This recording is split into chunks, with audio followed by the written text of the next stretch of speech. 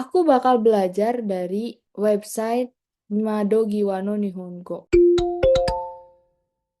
Platform belajar paling green flag, sahabat pejuang otodidak. Jadi benar-benar aku bikin buat orang-orang yang belajar otodidak. Kenapa aku bikin? Karena aku banyak banget di DM sama orang-orang yang pengen kerja ke Jepang tapi terkendala biaya. Atau enggak, aku mau kerja ke Jepang tapi nggak bisa ikut ke LPK karena harus kerja. Atau enggak ada, itu aku ngerasa tersentuh banget karena dengar cerita orang yang bilang, aku tuh mau kerja ke Jepang tapi belajar susah karena sambil menyusui.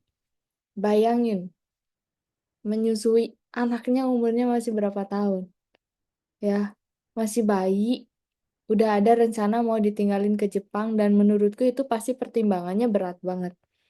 Bukan pertimbangan sembarangan kayak anak, aku mau ke Jepang karena pengen beli barang-barang mewah, karyanya enggak.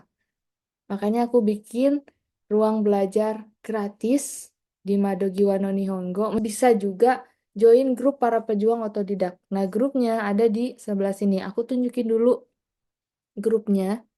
Ini kayak media sosial. Kamu bisa update sesuatu. Kamu bisa posting proses kamu belajar bahasa Jepang. Ada orang yang cerita curhat soal kerjaan. Bebas, boleh silakan dipakai. Gratis di Mado Group. Ada juga materi yang bisa diakses gratis, mulai dari basic ya. Ini ada perbedaan ciri khasnya bahasa Jepang, silakan dibaca. Ada juga kelas online. Nah, kalau kelas online ini isinya adalah program belajar otodidak tapi intensif. Orang kalau belajar otodidak biasanya malas-malesan. Bukan malas-malesan sih, tapi motivasinya naik turun. Ya enggak? Kadang semangat banget, tapi tiba-tiba nanti aja belajarnya. Tapi kalau di program ini kamu dikasih tenggat waktu plus dikasih materi yang terstruktur. Biasanya kalau orang otodidak tuh bingung, abis belajar ini harus lanjut kemana. Terus bingung juga karena nggak ada yang ngebantuin koreksi. Ini udah bener atau belum? Tapi kalau di sini kamu bakal belajar dikasih materi yang terstruktur, plus aku juga bisa ngecek apakah kamu sudah belajar dengan baik atau belum? Kayak contohnya misalkan, di yang seminggu kuasai hiragana katakana, itu kebetulan ada dua orang yang join. Satu Ayah sama Farida tadi. Nah, aku bisa ngecek nih, kira-kira Ayah udah belajar sampai mana? Aku bisa cek, oh dia udah 21%. Udah sampai step mana aja nih? Gitu ya. Udah sampai step sini. Nanti kalau ternyata nggak belajar kayak yang Farida nih, aku udah kasih kok. Dia nggak mulai belajar-belajar ya. Ada tulisannya, belum mulai belajar. Ini aku bisa cek dan aku bisa kirim pesan. Sudah mulai belajar yang seru ini belum? Gitu. So asik banget. Tapi bakal aku ingetin. Gitu ya. Jadi ini bener-bener insya Allah ngebantu proses buat orang-orang yang belajar otodidak. Gitu. Nah, sekarang kita bakal belajar hiragana katakana pakai program yang satu ini. Nanti buat kamu yang ikut kelas hari ini, kamu bisa pakai secara gratis. Tinggal masuk aja ke websitenya Madogiwano Nihongo, itu gratis. Kalau yang lain berbayar. Nah, sekarang kita mulai proses belajar hiragana katakana. Bismillahirrahmanirrahim. Kenapa tulisannya seminggu kuasai hiragana katakana? Karena ini bukan proses belajar yang sekarang ingat besok lupa, enggak ya. Bukan proses belajar bomis. Rebo ingat, Kamis lupa, enggak, bukan. Ya. Kita bakal belajar benar-benar yang sampai melekat, sampai kita bisa hiragana katakana. Oke, aku udah susunin apa aja nih isinya yang harus dipelajarin. Ada langkah-langkahnya. Langkah pertama kita buka. Ya, langkah pertama itu ada memahami huruf bahasa Jepang. Kita buka langkahnya, pengenalan hiragana dan katakana. Oke. Nah, jadi belajar dari awal. Mulai dari bahasa Jepang itu punya 3 huruf, yaitu ada huruf hiragana, katakana, dan kanji. Aku bagi dua, ada yang versi rangkuman buat orang yang pengen belajar satset, yang pengen praktis. Ada juga yang versi penjelasan lengkap. Aku bakal pakai yang penjelasan lengkap. Buat yang pengen baca lagi nanti rangkumannya, bisa cek aja di websitenya ya. Nah, sekarang udah mulai masuk nih cara belajar hiragana dan katakana. Cara belajar orang kan beda-beda ya. ada yang cara belajarnya itu harus melalui visual. Jadi dia kalau lihat gambar lebih cepat. Ada yang auditori, jadi dia ngedengerin. Misalkan ngedengerin penjelasan atau ngedengerin lagu, biasanya lebih cepat. Ada juga yang kinestetik. Kalau aku kinestetik, makanya aku kalau ngomong tanganku gerak-gerak.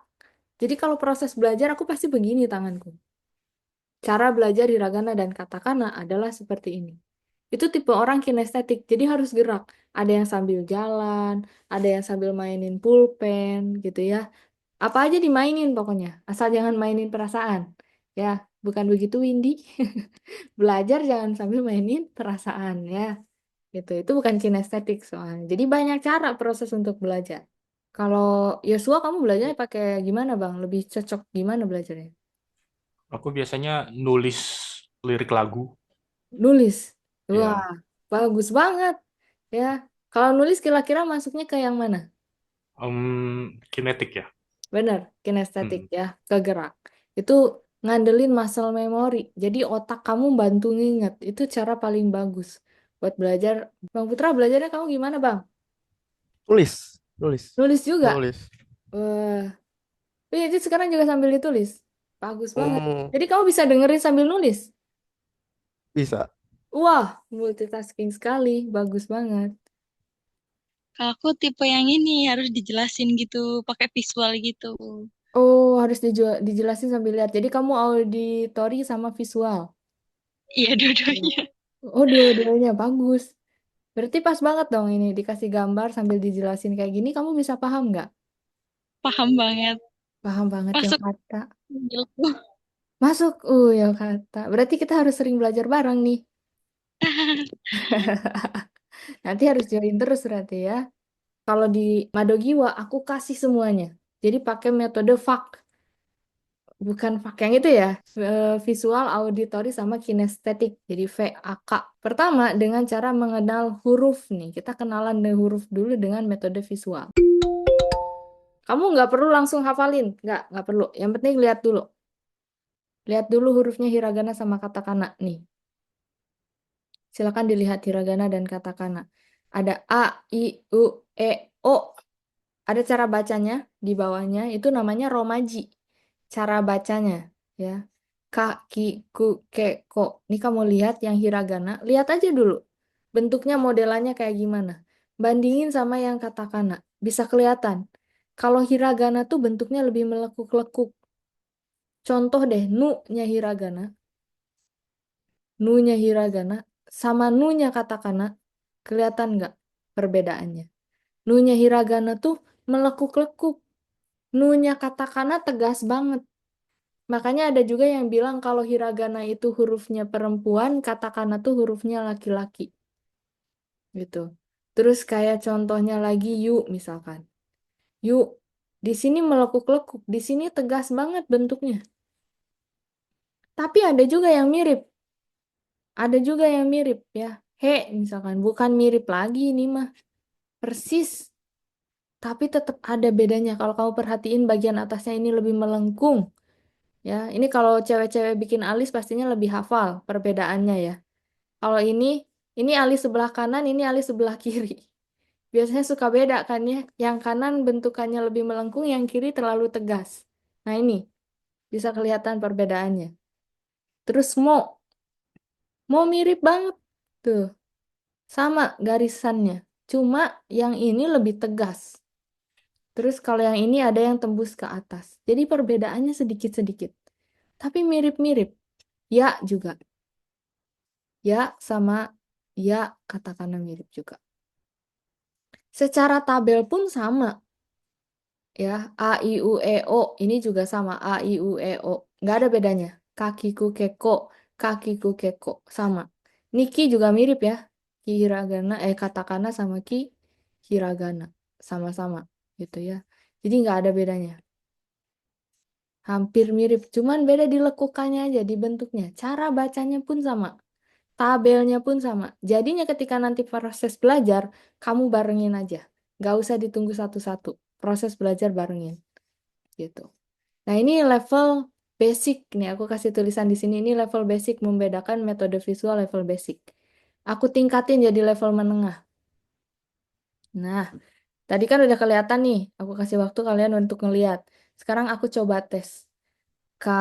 Siapa ya? Ra, coba Ra. Kalau ini hurufku. Yang ini apa? Kira-kira apa Itu kata? hiragana, Pinter. Kalau yang ini katakana. bagus. Kita cari yang lebih susah. Nah, ini dua. Ini dua huruf yang berbeda. Dua huruf yang berbeda. Yang sebelah sini apa? Katakana, Pinter. Kalau yang ini hiragana. bagus. Pinter juga kamu Ara. Nah, sekarang level yang ini. Beh, ibaratnya kamu udah datang ke apa itu? Lupa lagi namanya. Shibuya. Ya, Shibuya. Ih, pinter banget Ayah. Kalau udah ke Shibuya nih nemu kayak gini, kira-kira udah bisa bedain belum mana hiragana, mana katakana, mana kanji. Nah, kita masuk ke metode audio. Aku bakal puterin satu lagu. Nanti kamu bisa dengerin terus-terusan di websitenya, tinggal dengerin. Ini lagunya enak banget. Ya, ya. Satu, dua, tiga. Yes.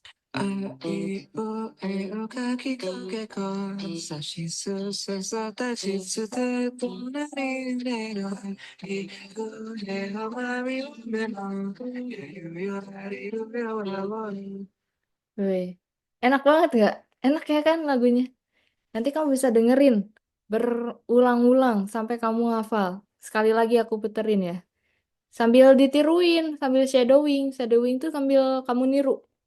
Kamu tiruin gitu cara cara nyanyinya diikutin. あいうえおかきくけこさしすせそたちつてとなりねのはいくへおまみうめもやゆよらりるよらわん 10. Ada 10 baris. Kalau udah masuk ke kinestetik.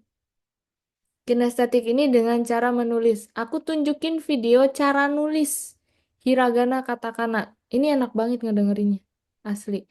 Kayak apa tuh buat relaksasi juga enak, cocok. Ini kamu lihat.